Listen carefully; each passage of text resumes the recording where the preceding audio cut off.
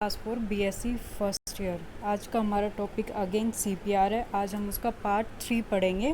मैं already part 1 और part 2 cover up करवा चुकी हूँ, फिर मैं एक बार रिवाइज़ करा देती हूँ। पार्ट 1 में हमने पढ़ा था कि सीपीआर किस लिए स्टैंड करता है, उसकी डेफिनेशन क्या था, पर्पस क्या था, इंडिकेशन क्या थे, प्रिंसिपल क्या थे और सीपीआर कैसे वर्क करता है। फिर हमने देखा पार्ट 2 ऑफ सीपीआर, जिसके अंदर हमने पढ़ा था चेस्ट कंप्रेशन हम कैसे देते हैं, एयरवे कैसे मेंटेन करते हैं, ठीक है, और ब्रीथिंग कैसे मेंटेन करते हैं, मतलब टू रेस्क्यू ब्रीथ कैसे प्रोवाइड करते हैं, ठीक है। तो ये हमने सेकंड में पढ़ा था। Now come to third part, जो मैं आज आपको पढ़ाऊंगी और यही हमारा लास्ट पार्ट भी है। इसी के साथ हमारा सीपीआर कंप्लीट हो जाएगा। अब हम थर्ड पार्ट में सीपीआर में क्या देखेंगे। वैसे तो हम कम्प्लीटली सीपीआर देख चुके हैं, मतलब सीपीआर इन द सेंस कि हम बीएलएस कवर अप कर चुके हैं। जो हमारा बेसिक लाइफ सपोर्ट था वो पूरा कर चुके हैं। सीपीआर कैसे देना चाहिए, कितने चेस्ट कंप्रेशन देने चाहिए और कितनी ब्रीथिंग देनी चाहिए, ठीक है।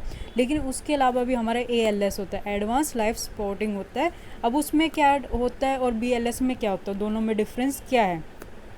चेस्ट कंप्रेशन सीपीआर पैटर्न तो सेम ही होता है, लेकिन हमारा जो एएलएस होता है उसमें हम क्या है, एडवांस टेक्निक यूज़ करते हैं। जो हॉस्पिटल में टेक्निक्स होते हैं वो यूज़ करते हैं, जो दवाइयाँ मतलब मेडिसिन अवेलेबल होती है वो सब यूज़ करते हैं। तो आज हम देखेंगे कि हम कौन कौन से इक्विपमेंट्स यूज़ करते हैं, कौन सी मेडिसिन यूज़ करेंगे, हमारे नर्सिंग मैनेजमेंट इसमें क्या रहेगा, ठीक है, और पोस्ट रिससिटेशन केयर क्या रहेगी, ठीक है। Now come to the what is basic life support. मैं ऑलरेडी आपको ये कवर अप करवा चुकी हूँ, ठीक है। It is a life support without the use of special equipment. Same मैंने अभी आपको बताया था कि हम बीएलएस में कोई भी इक्विपमेंट यूज़ नहीं करते हैं, ठीक है। इसमें नॉर्मली हम जो भी मतलब सीपीआर प्रोवाइड करना होता है, जो बेसिक हम जो सपोर्ट प्रोवाइड कर सकते हैं सिर्फ वही यूज़ करते, कोई टेक्निक न्यू यूज़ नहीं करते, कोई स्पेशल इक्विपमेंट्स यूज़ नहीं करते हैं। Come to your ACLS advance life support, इसमें हम स्पेशल इक्विपमेंट्स यूज़ करते हैं, मेडिसिन्स यूज़ करते हैं, ठीक है। It is a life support with the use of special equipments, example airway, endotracheal tube and defibrillator, ठीक है। इसके अंदर हम ये सब चीज़ें यूज़ करते हैं। तो मेनली आपको समझ में आ गया होगा बीएलएस में क्या है, कोई स्पेशल इक्विपमेंट्स यूज़ नहीं हो रहा, बस आपको बीएलएस मतलब सीपीआर देना आना चाहिए, ठीक है, आपको उसकी टेक्निक आनी चाहिए, ठीक है। लेकिन इसमें एएलएस में हम क्या कर रहे हैं, हम स्पेशल इक्विपमेंट्स यूज़ कर रहे हैं, जैसे हमारी एयरवे हो गया, ठीक है। एयरवे मेंटेन्स करने के लिए हम और अलग अलग इक्विपमेंट्स यूज़ करते हैं, जैसे नेजोफेरेंशियल एयरवे मेंटेन्स करना, एंडोट्रेकियल ट्यूब्स वगैरह हम यूज़ करते हैं, ठीक है, और डिफिब्रिलेटर यूज़ करते हैं, ठीक है। अब एक एक हम अपना इक्विपमेंट्स देखेंगे। फर्स्ट एडवांस लाइफ सपोर्ट, ठीक है। एडवांस लाइफ सपोर्ट क्या क्या इंक्लूड करता है, मीन्स इसके अंदर क्या क्या चीज़ें आते हैं। First your circulation by cardiac massage, definitely हमारा सर्कुलेशन वेरी इंपॉर्टेंट होता है। बीएलएस में भी हम कैब करते हैं, मैं CAB करते हैं, तो इसमें भी हमारा सेम ये सबसे पहले हमारे क्या सर्कुलेशन को इंपॉर्टेंस प्रोवाइड करते हैं।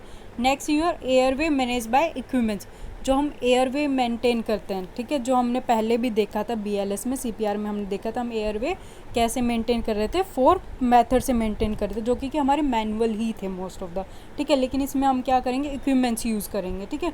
ब्रीथिंग बाय एडवांस टेक्निक, और ब्रीथिंग भी हम किससे मेंटेन करेंगे, एडवांस टेक्निक के थ्रू ही ब्रीथिंग प्रोवाइड करेंगे, ठीक है। डिफिब्रिलेशन बाय मैनुअल डिफिब्रिलेटर के थ्रू करेंगे और ड्रग्स यूज़ करेंगे। तो एएलएस हमारी ये 5 चीज़ों को इंक्लूड करता है। First your cardiac massage, second your airway management by equipments, third your breathing by advance technique, fourth your defibrillation by manual defibrillator and fifth is your drugs, okay. It's your chest compression, हमारे BLS में भी chest compression जो थे वही हमारे ALS में भी रहते हैं, ठीक है। Now come to advance technique for airway patency, ठीक है। अब ये एडवांस टेक्निक है, chest compression is same but the हमारे जो हम एयरवे बना मेंटेन करेंगे, एयरवे पेटेंसी जो हम मेंटेन कर रहे हैं उसकी टेक्निक अलग है। मैंने आपको अभी बताया था airway by the advance technique या बाय एडवांस इक्विपमेंट्स हम करते हैं। Now come to your first is your face mask, ठीक है। सबसे पहले हम क्या देख रहे हैं, फेस मास्क देख रहे हैं। फेस मास्क आपको दिख रहा होगा, ठीक है। फेस मास्क ये वाला क्यों इम्पोर्टेंट होता है, क्योंकि ये पूरा अच्छे से सीलिंग प्रोवाइड कर देता है, ताकि जो हम ब्रीथ या जो हम ऑक्सीजन प्रोवाइड करेंगे क्लाइंट को वो अच्छे से पहुँचे, ठीक है। Now you C this one, इसमें आपको दिख रहा होगा हेल्थ केयर के ने जो है क्या कर रखा है, पहले कौन सी पोजीशन दे रखी है, हेड टिल चिन लिफ्ट की दे रखी है, उसके साथ क्या कर रखा है, this this is your face mask. यहाँ पे भी आपको दिख रहा होगा, ये आपका फेस मास्क है कम्प्लीटली। इसको अच्छे से अप्लाई कर रखा है, ठीक है। इसको क्या कर रखा है, अच्छे से अप्लाई कर रखा है। ये नोज़ प्लस माउथ को कवरिंग प्रोवाइड कर रहा है और अच्छे से सीलिंग भी प्रोवाइड कर रहा है, ठीक है। तो ये आपका हो गया face mask. Come to the next is your oropharyngeal airway. Oropharyngeal air also use for maintenance airway, मतलब ओरोफेरेंजियल एयरवे या ओरोफेरेंजियल जो हमारे इक्विपमेंट्स है वो यूज़ करते हैं हम किस लिए, एयरवे मेंटेन करने के लिए ही यूज़ करते हैं। डिफरेंट साइज़ और डिफरेंट कलर्स के होते हैं, ठीक है, फॉर अडल्ट एंड फॉर जो हमारे चाइल्ड्स वगैरह होते हैं उनके लिए, जो चिल्ड्रंस के लिए यूज़ करते हैं। तो ओरोफेरेंजियल एयरवे है क्या, यूज टू मेंटेन और open a patient airway and preventing the tongue from covering epiglottis which could prevent the person from breathing, ठीक है। मीन्स ओरोफेरेंजियल एयरवे हम यूज़ कर रहे हैं हम एयरवे मेंटेन करने के लिए और पेशेंट का एयरवे ओपन करने के और टंग को प्रिवेंट करने के लिए, किससे, एपिग्लोटिस से, ठीक है, जो कि मे बी क्या हो सकता है, which could prevent the person from breathing, ठीक है, जो कि ब्रीथिंग मतलब ब्रीथिंग अच्छे से ना ले पाए या ब्रीथिंग प्रॉपर ना हो पाए उससे प्रिवेंट भी करता है एपिग्लोटिस, ठीक है। This is your oropharyngeal. Now this is your nasopharyngeal airway. This is also use for the airway maintenance या ओपनिंग ऑफ ए एयरवे, ठीक है। इट्स लाइक कि अब जो हमारे नेसोफेरेंजियल एयरवे उसमें क्या होता है, एक तो फ्लड एंड होता है इसका, ठीक है, आपको दिख भी रहा होगा, ठीक है। और इसके अलावा क्या होता है, जो उसका शेप होता है it's like a nose shape, ठीक है, नोज़ में। और इसको हम कहाँ पे यूज़ करते हैं, हम इसको नोज़ में ही यूज़ करते हैं, ठीक है। और ये है क्या, a tube that is design to be insert into the nasal passageway to secure an open airway. ये एक तरह की ट्यूब है जो इसको हमने डिज़ाइन किया गया है ताकि ये हमारे जो नेज़ल पासेज वे है उसके अंदर जा सके और ओपन कर सके हमारे एयरवे को, ठीक है। तो अभी आपने दो अपने इक्विपमेंट्स देखे, पहला आपने देखा था ओरोफेरेंजियल, सेकंड आपको हो गया nasopharyngeal. Now come to the next one, ठीक है, जो कि क्या हमारा होता है लैरिंजियल मार्क्स या जिसको हम LM में भी बोलते हैं, ठीक है। इसका जो शेप होता है it's like large endotracheal tube की तरह होता है। It is a good alternative to a bag valve mask ventilation, ठीक है। ये एक गुड ऑल्टरनेटिव होता है, हमारा गुड ऑल्टरनेटिव है किस चीज़ का, बैग वॉल्व मार्क्स का होता है, ठीक है। इसमें क्या होता है आपको दिख रहा होगा इमेजेस में। हम पहले क्या करें, फर्स्ट सबसे पहले आपको इमेज दिखा देती हूँ, ठीक है। दिस इज़ योर इमेज, ठीक है, ये है हमारा, ठीक है, क्या है, ये हमारा लैरिंजियल मार्क्स है, LM में है ये हमारा, ठीक है। इसका शेप कैसा, हमारा एंडोट्रेकियल ट्यूब जैसा ही होता है। इसमें एक सीरिंज टाइप भी आपको दिख रहा होगा, दिस वन, ठीक है, जो ये वाला पोर्शन होता है, ये वाला। इसमें आप देखोगे सबसे पहले क्या, ये रहा, ठीक है, फर्स्ट वन दिस, आपको स्टार्टिंग माउथ ओपन, इसको हम क्या करते हैं, जो भी क्लाइंट होता है उसके माउथ में इंसर्ट करते हैं दिस वन पोर्शन को, ये वाला पोर्शन आपको दिख रहा होगा, इसको हम इंसर्ट करके फिर उसके बाद क्या करें, उसको अच्छे से जो ट्यूबिंग है this one, this is your, ठीक है, इसको भी हम साथ में इंसर्ट करते हैं। उसके बाद क्या, जो अलग से हमारी ट्यूबिंग रहेगी है, जैसे जो ब्लू वाले आपको दिख रहे हैं वो वाली, उसको ऊपर की तरफ कनेक्ट करते हैं हम, ठीक है। उसके बाद क्या होता है, एयरवे मेंटेन करते हैं हम इसके थ्रू, ठीक है। Now come to next, it's your endotracheal tube. Endotracheal tubes के बहुत सारे साइज़ आते हैं, अलग अलग साइज़ होते हैं इनके, ठीक है। अब इसके ये होती क्या है, मतलब एंडोट्रेकियल ट्यूब है क्या, ठीक है। तो एंडोट्रेकियल ट्यूब क्या होता है, it is a catheter that is insert into the trachea for the primary purpose of establishing and maintaining a patient airway और patent airway to ensure the adequate exchange of oxygen and carbon dioxide, ठीक है। Endotracheal tube क्या है, ये catheter की तरह होता है जिसको हम इंसर्ट करते हैं ट्रेकिया में, ठीक है, ट्रेकिया में इंसर्ट करते हैं। क्यों, इसका प्राइमरी पर्पस क्या होता है, ताकि हम एस्टैब्लिश और मेंटेन कर पाए एक पेटेंट एयरवे को और इंश्योर कर पाए adequate exchange of oxygen and carbon dioxide, ठीक है। मैं आपको बाय पिक भी दिखा देती हूँ, इसमें देखो तुम्हें पहले दिख रहा होगा, this is your endotracheal tubes, ये भी अलग अलग है, साइज़ भी अलग होते हैं इनका, ठीक है। उसके बाद हम इसमें क्या कर रहे हैं, come to next pic, this one, इस वाले पिक में आओ। इसमें हम क्या कर रहे हैं, बाय द माउथ हमने क्या किया, जो एंडोट्रेकियल ट्यूब थी उसको ट्रेकिया में इंसर्ट किया है, ये रहा, ठीक है, ताकि जो हम एडुकेट हमारा जो एयरवे हमें मेंटेन करना चाहिए वो हम कर पाए, ठीक है। Now come to the next is a combi tube. Combi tube को हम एक और नेम देते हैं, सेकेंड नेम भी होता है इसका, ठीक है। ईजोफेजियल ट्रेकियल एयरवे भी बोलते हैं, या ईजोफेजियल ट्रेकियल डबल ल्यूमन एयरवे भी बोलते हैं इसमें, क्योंकि आपको दिख रहा होगा इसमें बैग्स भी है, ठीक है, बैग भी कनेक्टेड होता है और अलग ट्यूबिंग्स भी होती है, ठीक है। और इसके अलावा इसको हम क्या बोलते हैं, ये क्या है, combi tube is a blind insertion airway device, is use in the emergency setting. It is a designed to provide an airway to facilitate the mechanical ventilation of a patient in a respiratory distress. Means ये एक अलग से हमारा क्या है, एक ईजोफेजियल tracheal double lumen device भी है, जिसको हम इंसर्ट करते हैं किसमें, एयरवे में, ठीक है। ये मोस्ट ऑफ द टाइम क्या होता है, जो हमारे इमरजेंसी सिचुएशन आ जाती है इमीडिएटली, उनके लिए हम यूज़ किया करते हैं। और इसका डिज़ाइन इसको कैसे किया गया कि ये एक एयरवे को फैसिलिटेट कर सके, किसके साथ, मैकेनिकल वेंटिलेशन के साथ कर पाए, जो कि एक पेशेंट को हो जाता है, कोई भी पेशेंट जो हमारा रेस्पिरेटरी डिस्ट्रेस के साथ हमारे पास आता है, ठीक है। Now it's your first image, ठीक है, योर फर्स्ट इमेज है, इसमें आप दिख रहे होगा, आपको सब क्लियर दिख रहा होगा। It's your back, your and, ठीक है, कॉम्बी ट्यूब्स या ईजोफेजियल डबल लूमन ट्यूब्स भी बोलते हैं हम इसको, ये हमने इंसर्ट किया माउथ के थ्रू, ट्रेकिया में गया, सी दिस वन, ठीक है। इससे क्या होगा, जो हमारा एयरवे एडुकेट मेंटेन होगा, कोई भी ब्लॉकेज नहीं हो पाएगी, अच्छे से हम ऑक्सीजन जो हमें सप्लाई करने है बाय द बैग, वो हम अच्छे से सप्लाई कर पाएंगे, ठीक है। Come to next is a tracheostomy. Tracheostomy is surgical procedure, ठीक है, जो कि क्या हम ट्रेकिया में परफॉर्म करते हैं। इसे एक सर्जिकल प्रोसीजर होता है, जैसे कि हम क्या करते हैं, जो हमारा ट्रेकिया होता है उसमें ओपनिंग क्रिएट कर देते हैं, ठीक है, और वहाँ पे फिर हम फंक्शनिंग स्टार्ट कर देते हैं। तो इसमें हम क्या करते हैं, exposure of the thyroid system, हमने मतलब पहले जो हमारे जितना भी पार्ट था ट्रेकिया पे उसको अच्छे से ओपन करते हैं, फिर हम उसमें क्या करें, प्लेसमेंट ऑफ ट्रिकियोस्मी ट्यूब, जो हमारे ट्रिकियोस्मी ट्यूब्स होते हैं फिर उनका प्लेसमेंट कर देते हैं, ठीक है। Now next is your breathing. Breathing already आपने पहले भी देखा था, हम टू रेस्क्यू प्रोवाइड करते हैं, सेम इसमें भी हम एयरवे मेंटेन करने के बाद हम क्या करें, टू रेस्क्यू प्रोवाइड करेंगे, ठीक है। बट इसमें क्या होता है, इसमें हम एम्बू बैग यूज़ करते हैं, ठीक है।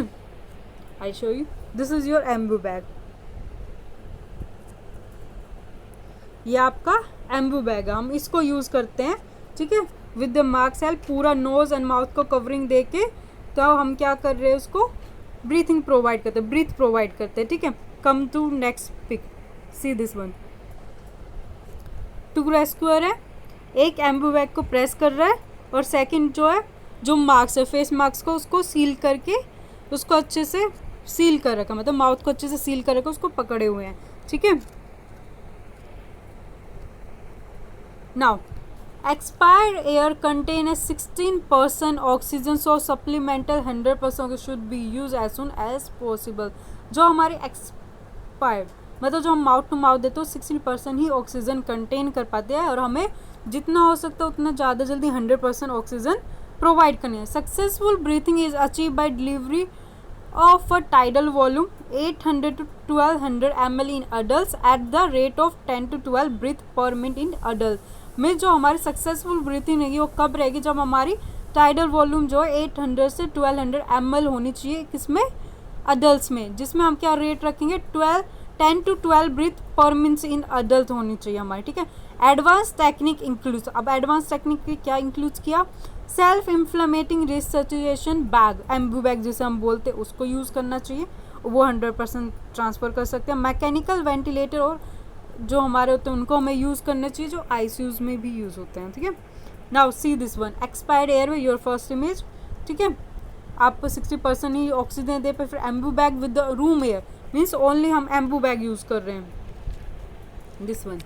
अगर सिर्फ यही यूज़ कर रहे हैं हम, तो हम 21% ही प्रोवाइड कर पाएंगे। एम्बू बैग प्लस ऑक्सीजन, ठीक है, जो हमारे 10 to 15 ml होगी तो हम 45 ही प्रोवाइड करें। लेकिन अगर हम Anbu bag plus oxygen plus reservoir bag use करते हैं, योर दिस वन, ठीक है, अगर हम ये यूज़ करते हैं तो हम ऑलमोस्ट 85% ऑक्सीजन ईजिली ट्रांसफ़र कर सकते हैं, ठीक है। तो ये अलग अलग हमारे स्ट्रेंथ थी ऑक्सीजन ट्रांसफ़र करने के, और अलग अलग वे थे। Now your last is defibrillation, जो मैंने आपको पहले बताया था कि हमारे ALS कैसे क्या क्या कवर करता है, उसके बाद वो ड्रग भी इंक्लूड करेगा, ठीक है। तो now see what is defibrillation. Defibrillation consist of delivering a therapeutic dose of electrical energy to the affected heart with the device called a defibrillator, ठीक है। डिफिब्रिलेशन क्या होता है, इट्स लाइक अ वे और अ प्रोसेस और अ ट्रांसफरिंग प्रोसेस, ठीक है। या तो एक तरीका है, या एक प्रोसीजर भी बोल सकते हो, या एक वर्क भी बोल सकते हो, या एक पाथवे भी बोल सकते हो, जिसके थ्रू हम क्या करें, therapeutic dose of electric energy, जो हमारी थेरेप्यूटिक डोज होती है इलेक्ट्रिकल एनर्जी की, वो हम जो हमारा इफेक्टेड हार्ट है उसको दे रहे हैं, ठीक है। किसके थ्रू दे रहे हैं, एक डिवाइस होता है जिसका नाम क्या होता है, डिफिब्रिलेटर, ठीक है। उसके थ्रू हम ये प्रोवाइड करते हैं, ठीक है। नाउ इसमें आगे मैं आपको बताऊंगी इसके जो पैड्स होते हैं उनको कैसे अप्लाई करते हैं, ठीक है। Now come in cardiac arrest the associated heart rhythm can be categorise into 2 groups. जो हमारे कार्डियक अरेस्ट जो हमारी जो रिदम्स होते हैं हमारे 2 पार्ट्स में डिवाइड हो जाते हैं, ठीक है। एक होती है शोकेबल रिदम, एक होती है नॉन शोकेबल रिदम, ठीक है। It's your VT and VF। VT is क्या होता है हमारा ventricular tachycardia and the VF is a ventricular fibrillation, ठीक है। And next is your non shockable rhythm is your asystole and PE। PE is your pulseless electrical activities, ठीक है। तो ये 2 चीज़ें हम उसमें देखते हैं जब हम डिफिब्रिलेटर प्रोवाइड कर रहे होते हैं, ठीक है। Now the basic difference in the treatment of these 2 group of rhythmia is the need for defibrillation in a patient with the VT and VF। जो मतलब हम जब 2 रिदम प्रोवाइड कर रहे होते हैं, हम शोकेबल रिदम नॉन शोकेबल रिदम देखते हैं, ठीक है। तो इसमें क्या होता है, इनमें डिफरेंस हम किस बेस पे, हम VT और VF पे ही देखते हैं, ठीक है। Now the position of paddles, जो हम AED मीन्स AED का full form is your automated external defibrillator, ठीक है, वो होते हैं। अब उन पैड्स को हम कैसे अप्लाई करते हैं, उनकी क्या पोजीशन रहती है, फर्स्ट हम पहले थ्योरी देख लेते हैं, फिर मैं आपको पिक के थ्रू एक्सप्लेन करती हूँ, ठीक है। पहला, 1 paddle is place in the right infra clavicular region will the others is placed in the left 5th and 6th intercostal space anterior axial line, ठीक है। मीन्स हमारा क्या हो रहा है, हमें राइट एंड लेफ्ट पहले 2 पार्ट्स देखते हैं, ठीक है। मतलब 2 साइड्स होती हैं, हाँ, जब भी हम कोई भी पेशेंट या किसी पर्सन को देखें, सबकी एक राइट और एक लेफ्ट साइड होती है, ठीक है। तो हमने पहले क्या देखा, जो हमारा राइट साइड है वहाँ पे हमारा जो रीजन है, ठीक है, इंट्रा क्लेविकुलर रीजन है, एक पैड हमें ऊपर की साइड वहाँ रखेंगे। Now come to the left side, left side आएंगे तो हम कहाँ रख रहे हैं, 5th एंड 6th जो हमारा इंटरकोस्टल स्पेस है एंटीरियर एक्सिलरी लाइन का, हम वहाँ पे नियर टू द एक्सिला वहाँ पर अप्लाई करेंगे। तो ये हम 2 पैड्स अप्लाई करते हैं, तो ये हमारी पैड्स की पोजिशन है। सी मैं आपको फर्स्ट इमेज में दिखा देती हूँ, it's your first your right side this one and it's your left side, ठीक है। Now come to next one, और ज़्यादा क्लियर हो जाएगा आप लोगों को कहाँ पर ये हमारी राइट साइड का आ गया, ठीक है, इस नियर वन, ठीक है। ये आ गया आपका राइट साइड, और ठीक है, और ये हमारा आ गया लेफ्ट साइड। लेफ्ट साइड में हम क्या है, 5th एंड 6th हमारे इंटरकोस्टल स्पेस पे एंटीरियर एक्सियल लाइन पे अप्लाई कर रहे हैं, ठीक है। Next is your anterior posterior position may be used. 1 pedal is placed in the left intrascapular region while the other is placed left 5th and 6th intracortical space anterior axillary line। See this one, एक हमने anterior पे लगा दिया और एक हमने posterior पे लगा दिया। अगर कोई कॉम्प्लिकेशन आता है इन फ्रंट पे, नहीं तो हम फ्रंट पे ही मतलब एंटीरियर पोजीशन पे ही यूज़ करते हैं, मतलब दिस वन पोजीशन, हम इसी वाली पोजीशन को यूज़ करते हैं, फर्स्ट योर एंटीरियर पोजीशन, ठीक है, हम इस पे ही यूज़ करते हैं, यही मोस्ट कॉमनली यूज़ होता है। दिस इज़ रेयरली, ये कभी कभार यूज़ होती है ये वाली पोजीशन, ठीक है। Next, action completely depolarise all myocardial cell so SA node can reestablish as a pacemaker, ठीक है। Voltage of electricity discharge high from 150 joule to 360 joules, ठीक है, या 360 जूल्स, मतलब ये हमारी वोल्टेज रहती है। इसीलिए जब भी हम डिफिब्रिलेटर प्रोवाइड करते हैं, मतलब जो हम इलेक्ट्रॉनिक शॉक के थ्रू जो प्रोवाइड करते हैं, उस टाइम पे हम कंप्लीट इंस्ट्रक्शंस देते हैं कि वहाँ पे कोई भी आयरन की चीज़ें नहीं होनी चाहिए। अगर जो प्रोवाइड कर रहे हैं या जो पेशेंट है जिसको हम दे रहे हैं उसे सब कुछ रिमूव करना है, ठीक है। ना तो कोई रिंग होनी चाहिए या कुछ भी ऐसी चीज़ नहीं होती जिसका जो वो करंट है वो कैच कर पाए, ठीक है। ना पोस्ट रिससिटेशन केयर, ठीक है। अब रिकवरी आ गई है हमारा पेशेंट ठीक हो गया, तो अब हमें क्या करना होगा, ठीक है। हमने चेस्ट कंप्रेशन दे दिया, डिफिब्रिलेटर दे दिया, नाउ अब रिकवरी फेज पे आ गया। तो उसके बाद भी हमें क्या करना है, मेंटेन एयरवे एंड ब्रीथिंग। हमें एयरवे मेंटेन करके ही रखना है और ब्रीथिंग भी मेंटेन करके रखना है। चेक फॉर सर्कुलेशन, हमें सर्कुलेशन भी चेक करते रहना है। डिसेबिलिटी ऑप्टिमाइजिंग न्यूरोलॉजिकल रिकवरी, हमें न्यूरोलॉजिकल रिकवरी भी चेक करनी है। सेडेशन, हमने जो सेडेशन अगर प्रोवाइड किया है तो वो उसका भी इफेक्ट देखते रहना है। कंट्रोल ऑफ सीजर कंट्रोल करना, टेम्परेचर कंट्रोल करना, ट्रीटमेंट और हाइपरपैरेक्सिया देखना, ट्रीटमेंट और हाइपोथर्मिया भी देना, में ब्लड ग्लूकोज लेवल भी चेक करते रहना है। नाउ मेडिकल मैनेजमेंट, वैसे तो हमारी जो इमरजेंसी ड्रग्स है बहुत सारी हैं, कॉमन ड्रग्स भी होते हैं वो भी इंक्लूडेड है। बस हम सिर्फ ये 3 मेन्स देंगे। फर्स्ट जो एड्रेनलिन, ठीक है, in the main drug use to during resuscitation from cardiac arrest, ठीक है। एक तो हम ये ड्रग यूज़ करते हैं during resuscitation phase of cardiac arrest के। Atropine, it's your main another important drug. Atropine as a single dose of 3 mg is sufficient to block valgus tone completely, ठीक है। हम यूज़ कर 3 mg सफिशेंट होती है हमारी। And should be use once in case of asystole, ठीक है। जो मैंने जब आपको पढ़ाया था shockable rhythm and non shockable rhythm, तो नॉन शोकेबल रिदम में ये चीज़ थी हमारी। It is also indicate for the symptomatic bradycardia in dose of 0.5 mg to 1 mg, okay. Now next is the amiodarone, it is a antiarrhythmic drug, ये हमारे एंटीरिदमिक drug होती है, ठीक है। 3 ड्रग्स, इसके अलावा आप बहुत सारी ड्रग्स होती है, आप उनको भी देख सकते हैं, ठीक है। बहुत जो कॉमन ड्रग्स होते हैं हम वो भी यूज़ कर सकते हैं। जो भी हमारी क्रैश कार्ड में ड्रग्स होती है वो सब हम यूज़ करते हैं।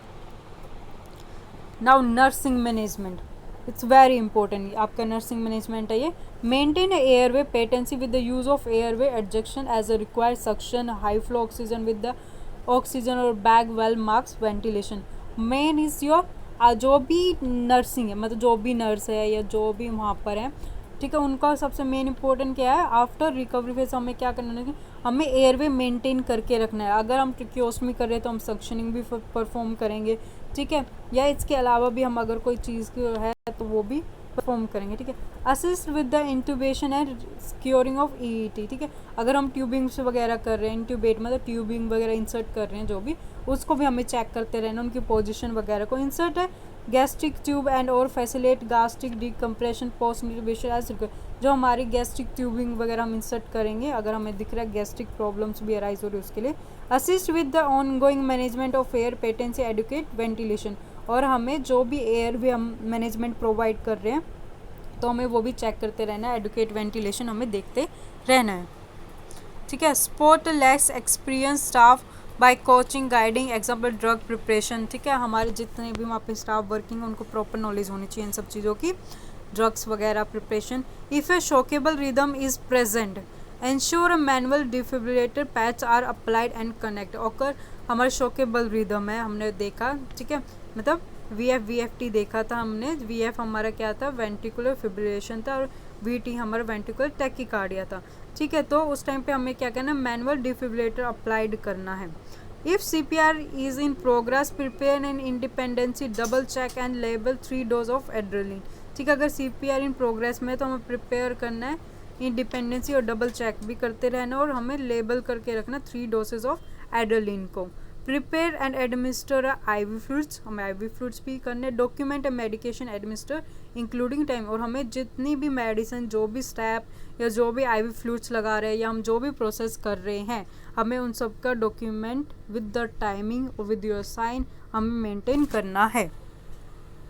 Now it's your summary of step of CPR, ठीक है। It's your all over summary, जो हमने अभी तक पढ़ा है ये उसकी एक समरी है, ठीक है। पहले रिकॉग्नाइजेशन, फर्स्ट स्टेप था हमारे, हमें देखना है कि पेशेंट रिस्पॉन्स अनरिस्पॉन्सिबल है, क्या कर रहा है, ठीक है। नॉन ब्रीथिंग और नॉर्मल ब्रीथिंग और एनी ग्रेस्पिंग देखना है, तो हमें नो पल्स फेल्ट 10 सेकंड्स, ये भी हमने देखा। CPR सिक्वेंसी फॉलो करना है, तो चेस्ट कंप्रेशन, एयरवे, ब्रीथिंग मतलब कैप देखेंगे। कंप्रेशन रेट हमारा क्या रहेगा, एटलीस्ट 100 पर मिनट रहता है, और रेंज में जाएंगे तो 100 to 120 रहेगा, ठीक है। कंप्रेशन डेप्थ जो होती है एटलीस्ट 2 इंचेस मतलब 5 सेंटीमीटर रहनी चाहिए। आगे अगर जाएंगे at least 1.5 3 AP diameter about 2 inches 5 centimetre, और अगर रहेगा तो 1.5 inch 4 centimetre. Chest wall recoil, ठीक है, all complete recoil between compression, rotate compression every 2 minutes में करना होता है। 2 मिनट्स में हमें अपनी पूरी 5 साइकिल कंप्लीट करनी होती है। कंप्रेशन इंटरप्रेशन, ठीक है, तो उसमें क्या होगा हमारा, minimize interruption in chest compression, attempt to limit interruption of less than 10 second. पहले तो हमें क्या है, जो इंटरप्रिटेशन मतलब जो ब्रेक के लेनी है सीपी चेस्ट कंप्रेशन वगैरह हम कर रहे हो तो उस टाइम पे वो नहीं करनी चाहिए। अगर हम कर रहे हैं तो वो विद इन 10 सेकेंड कर लेनी चाहिए, मोर देन 10 सेकेंड नहीं होनी चाहिए।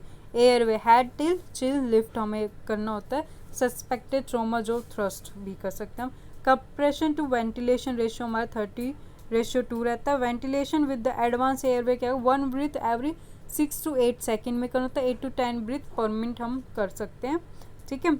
Defibrillation, minimise interruption in chest compression before and after shock, ठीक है। Resume a CPR beginning with the compression immediately after each shock.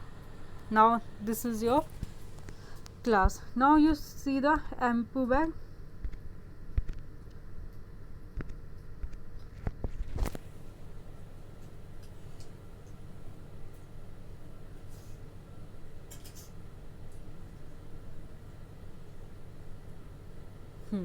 ये आपने एम्बू बैग देखा था, ठीक है। मैं इसको थोड़ा और आपको एक्सप्लेन कर देती हूँ। एम्बू बैग क्या होता है, इसके डिफरेंट डिफरेंट नेम होते हैं हमारे, ठीक है।